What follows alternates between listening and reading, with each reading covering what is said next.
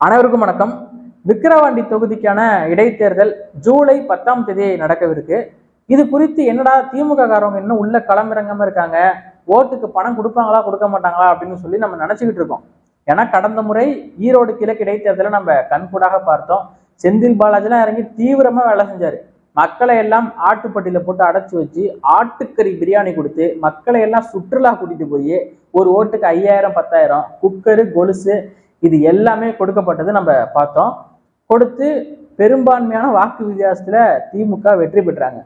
விக்கிரவாண்டி தொகுதி மக்களுக்கு இந்த அரிய வாய்ப்பு கிடைச்சிருக்கு. விக்கிரவாண்டி தொகுதி மக்களும் காசு, ஆட்டுக்கறி பிரியாணி, சுற்றுலா கூட்டிட்டு போறது, ஒரு ஓட்டுக்கு 5000 10,000 இதெல்லாம் கிடைக்குமா அப்படின்னு சொல்லி அவங்களும் எதிர்பார்த்துட்டு இருக்காங்க. அவங்க எதிர்பார்க்கறது நியாயம்தான். அப்ப ஈரோடு கிழக்குல இருக்கிறவங்க மட்டும் விவரமானவங்க, விக்கிரவாண்டி தொகுதியில இருக்கிறவங்க என்ன இழிச்சவாங்களா அப்படின்னு சொல்லி அவங்க நினைச்சுக்கிட்டு இருப்பாங்க இல்லையா?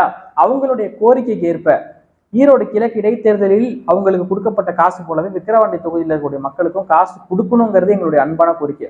இது ஒருவேளை நடக்காம போயிடுமோ அப்படின்னு சொல்லி நம்ம நினைச்சுக்கிட்டு இருந்தோம். இவங்களுடைய முழு கவனமும் எங்க இருக்குன்னா கள்ளக்குறிச்சி கள்ளச்சாராய பிரச்சனையில இருக்கு. மக்களோட பார்வையும் அங்கதான் இருக்கு. விக்கிரவாண்டி தொகுதிக்கான இந்த இடைத்தேர்தலை பத்தி யாருடைய கவனமும் இங்க இல்லை. என்னடா இப்படி போயிட்டு இருக்கு அப்படின்னு சொல்லி நம்ம சில பேர்கிட்ட விசாரிச்சு பார்த்தோம். விசாரிக்கும் போதுதான் ஒரு உண்மை தெரியுது. இவங்க டார்கெட் பிக்ஸ் பண்ணிருக்கிறது 1ஆம் தேதி, ஜூலை 1ஆம் தேதி உள்ள எல்லாரும் களமிறங்க போறாங்க. திமுகவை சேர்ந்த அத்தனை அமைச்சர்களும் உள்ள களமிறங்கி இந்த தொகுதிக்கான வெற்றியை தீர்மானிக்கக்கூடிய வேலைகளை செய்ய போறாங்க. எதனால அப்படின்னா அத்தனை அமைச்சர்களும் உள்ள இறங்க போறாங்க அப்படின்னா ஓட்டுக்கும் அதிகமான அளவுல பணம் கொடுக்கப்பட போகுது. விக்கிரவாண்டி தொகுதி மக்கள் சந்தோஷமா இருங்க. உங்களுக்கு ஒரு ஓட்டுக்கு 5000 ரூபாய்க்கு மேல கிடைக்கிறதுக்கான வாய்ப்பு இருக்கு. ஏன்னா கள்ளச்சாராய பிரச்சனையில திமுக மேல கடுமையான அதிருப்தியில இருக்காங்க மக்கள். இந்த திமுகவை சேர்ந்த இந்த கண்ணுக்குட்டி இருக்காருல்ல கள்ளக்குறிச்சியில, அவர் தான் சாராயம் வித்திருக்காரு. அவர் வீட்டு கதவுல பாத்தீங்கன்னா முதலமைச்சர் மு.க. ஸ்டாலினுடைய புகைப்படம் ஒழுவப்பட்டிருக்கு, ஒட்டப்பட்டிருக்கு. அதெல்லாம் பார்த்திருக்காங்க மக்கள். விக்கிரவாண்டி தொகுதியில பாமக வேற போட்டிடுறாங்க. பாமக சாதியை நம்பி போட்டிடுறாங்க. அவங்க கொள்கைகளை நம்பி போட்டியிடக்கூடிய ஆட்கள் கிடையாது. அப்படின்னா அவங்க ஈரோடு கிழக்கு இடைத்தேர்தலில் போட்டிக்கிட்டு இருக்கணும். அங்க போட்டியிடல, இங்க போட்டிடுறாங்க அப்படின்னா அதுக்கு காரணம் சாதி. நாம் தமிழர் கட்சி இதுல வேற உள்ள போந்து அண்ணன் சீமான் அவர்கள் வேற அதிமுக தொண்டர்கள்ட்டையும் தேமுதிக தொண்டர்கள்ட்டையும் வெளிப்படையாக ஒரு கோரிக்கை வச்சிருக்காரு. 2009 அம்மையார் ஜெயலலிதா அவர்களை ஆதரிச்சு அதிமுகவுக்கு வேலை செஞ்சேன். 2011 ஐயா விஜயகாந்த் அவர்களுக்கு நான் வேலை செஞ்சேன். 2014 பாராளுமன்ற தேர்தல் வரைக்கும் பொது எதிரியான திமுகவை வீழ்த்த வேண்டும் என்பதற்காக அதிமுகவுக்கு ஆதரவாக நான் வேலை செஞ்சேன். கடைசி வரைக்கும் கருணாநிதியை முதலமைச்சர் பதவியில் ஏற்றாமல், அவர் சாவுற வரைக்கும் அவர் முதலமைச்சர் பதவியில ஏற்ற விடாமல் நான் வேலை செஞ்சேன். அதனால தேமுதிக தொண்டர்களும் அதிமுக தொண்டர்களும் எங்களுக்கு ஒரு முறை வாய்ப்பு கொடுங்க அப்படின்னு சொல்லி நான் சீமான் அவர்கள் ஒரு பக்கம் அடிச்சு ஆட ஆரம்பிச்சுக்காரு. இது சமூக வலைதளங்கள்ல மிகப்பெரிய அளவுல பேசும் பொருளாக வைரலா போயிட்டு இருக்கு. அப்போ அதிமுக அந்த தொகுதியில போட்டியிடலை அப்படின்னா அதிமுகவோட தொண்டர்கள் அங்க இருப்பாங்க, தேமுதிகவோட தொண்டர்கள் அங்க இருப்பாங்க. அவங்க மாற்றா ஒரு ஆளுக்கு ஓட்டு போடணும். அவங்க யாருக்கு ஓட்டு போடுவாங்க? நிச்சயமாக அண்ணன் சீமான் அவர்களுக்கு வாக்கு செலுத்தணும் அப்படிங்கிறதுக்காக தான் அண்ணன் சீமான் அவர்கள் வெளிப்படையா கேட்டிருக்காரு. அம்மையார் ஜெயலலிதாவை ஆதரிச்சு நான் வேலை செஞ்சிருக்கேன், விஜயகாந்த் அவர்களை ஆதரிச்சு விஜயகாந்த் போட்டிட்டு சொன்ன அதே தொகுதியில அண்ணன் சீமான் அவர்கள் நான் வேலை செஞ்சிருக்கேன், கடுமையா உழைத்திருக்கேன் அப்படின்னு சொல்லி அண்ணன் சீமான் அவர்கள் வெளிப்படையா கேட்கிறாரு. எனக்கு ஆதரவு கொடுங்கன்னு வெளிப்படையா கேட்கிறாரு. நான் இத்தனை நாளா தேமுதிகவுக்காகவோ அதிமுகவுக்காகவோ வேலை செஞ்சதுக்காக எனக்கு யாரும் காசும் கொடுக்கல, நானும் உங்கள்கிட்ட கேட்கல அப்படின்னு சொல்லி வெளிப்படையா கேட்டிருக்காரு. அப்போ இந்த ஒரு தாக்கமானது ஆளும் அரசுக்கு ஒரு மிகப்பெரிய பதட்டத்தை கொடுத்துருக்கு.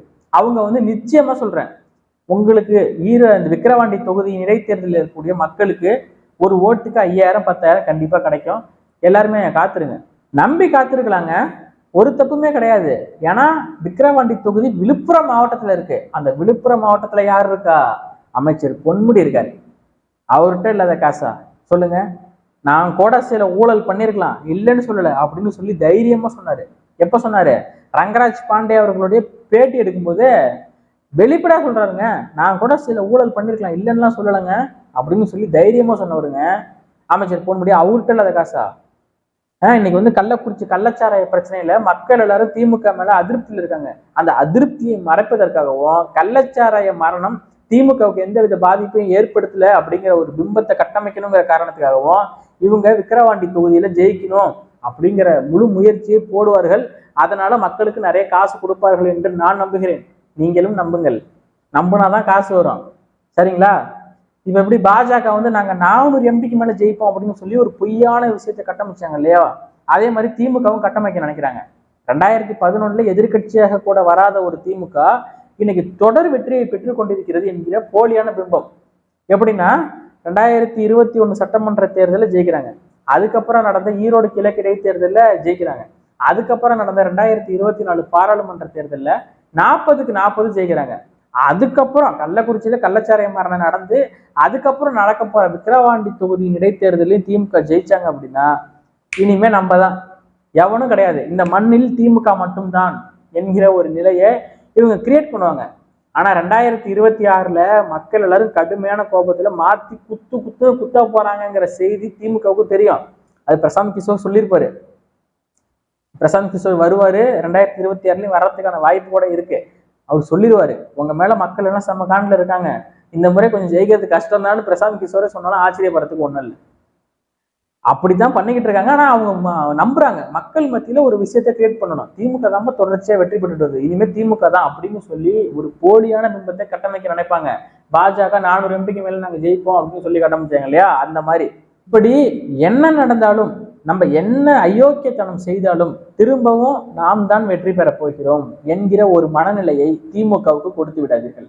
அவங்க மக்களை என்ன நினைக்கிறாங்க அப்படின்னா, ஏன்பா இந்த மழை வெள்ளத்தால் பாதிக்கப்பட்டு மக்கள் எல்லாரும் சோத்துக்கு பிச்சை எடுத்தாங்க, பால் பாக்கெட்டு கூட இல்லாம கதறினாங்க, ஆனா திரும்ப நமக்கு தானப்பா ஓட்டு போட்டாங்க, இது ஒரு மானங்கட்ட மக்கள்ப்பா, கடைசி நேரத்துல காசை கொடுத்தா வாங்கிட்டு ஈன்னு பல்ல கட்ட போகுது அப்படின்னு சொல்லி நினைக்கிறாங்களா இல்லையா?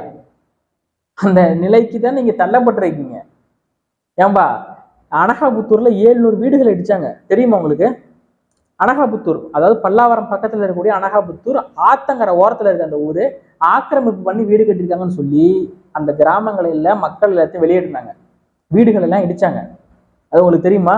அதே மாதிரி இப்ப பரந்தூர் விமான நிலையம் கிட்டத்தட்ட 5000 ஏக்கர், அதுல விவசாய நிலங்களும் வருது, கிராமங்களும் வருது. அந்த கிராமத்துல இருக்கக்கூடிய வீடுகள், கோவில்கள், பள்ளிக்கூடங்கள் எல்லாத்தையும் இடிச்சுட்டு அங்க ஏர்போர்ட் கட்ட போறாங்களாம்.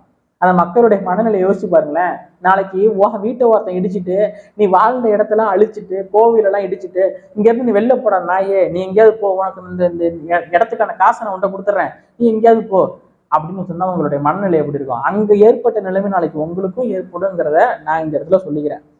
உங்களுக்கு மட்டும் இல்ல, இதுக்கு எதிராக பேசிட்டு உட்காந்துருக்கேன்ல, எனக்கும் இந்த நிலைமை வரும். ஏன்னா நானும் மக்களோட மக்களாகத்தானே இருக்கேன். உங்களுக்கு மட்டும் இல்லை, நாளைக்கு என் ஊர்ல கூட ஏதோ ஒரு கார்பரேட் கம்பெனி ஏதோ ஒன்று ஆரம்பிப்பான், எல்லாத்தையும் வெளில போங்கடா அப்படின்னு சொன்னா ஒன்றும் பண்ண முடியாது. அப்படி என்ன அயோக்கியத்தனம் பண்ணாலும் மீண்டும் நாம் தான் ஜெயிக்க போகிறோம் என்கிற மனநிலை இந்த திமுகவுக்கு தொடர்ச்சியா கொடுத்துக்கிட்டு இருக்கீங்க. இது மிகப்பெரிய ஆபத்துல போய் முடியும். இந்த மழை பெஞ்சு வெள்ளம் வந்தப்ப 4000 கோடி ரூபா நாங்க பட்ஜெட் போட்டோம், மழை பெஞ்சா ஒரு சொட்டு தண்ணி கூட தேங்கி நிற்காது அப்படின்னு சொன்னாங்க. ஆனா மழை பெஞ்சது, தண்ணி தேங்கி நின்றுது. தண்ணி தேங்கி நிற்கும் போதுமே இவர்கள் என்ன தெரியுமா சொன்னாங்க? அங்கங்க சில பகுதிகளில் தேங்கி நின்றுச்சு, உடனடியாக வடிஞ்சிருச்சுங்க, மக்கள் எல்லாரும் சந்தோஷமா இருக்காங்க அப்படிங்கிற மாதிரி சொன்னாங்க. ஆனா ஒரு பால் பாக்கெட் கூட கிடைக்காம எவ்வளவு திண்டாடினாங்க மக்களுங்கிறது களத்துல இருந்து பார்த்தா நமக்கு தெரியும். அப்போ மழை பெஞ்சு மழை வெள்ளம் வந்தப்ப என்ன சொன்னாங்க? ஸ்டாலின் தான் வந்தாரு, நீச்சல் அடிக்க விட்டாரு அப்படின்னு சொன்னாங்க. 2021 பாடல் போட்டது என்ன? அந்த பாடல் பேர் என்ன? ஸ்டாலின் தான் வராரு, விடியல் தர போறாரு, இதுதான் மக்களோட முடிவுன்னு போட்டாங்க. அதான் அதோட மக்களுக்கு முடிவு அப்படின்னு போட்டாங்க. பல மக்களுக்கு இங்க முடிவுரை எழுதப்பட்டிருக்கு. இந்த கள்ளக்குறிச்சியில கூட இப்ப பார்த்தோம், 50க்கும் மேற்பட்ட மரணங்கள், அத்தனை மக்களுக்கும் முடிவுரை எழுதப்பட்டிருக்கு.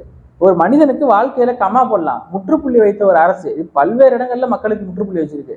எங்கள் இனத்தின் பிணத்தின் மீது பதவியை அனுபவிக்கக்கூடிய இந்த கருணாநிதி குடும்பம், இந்த ஈழத்துல நடந்த படுகொலையா இருக்கட்டும், மீனவர்கள், தமிழக மீனவர்கள் கொல்லப்பட்டதாக இருக்கட்டும், மாஞ்சோலை படுகொலையா இருக்கட்டும், இப்படி பல்வேறு விஷயங்களை சொல்லிட்டே போலாம்.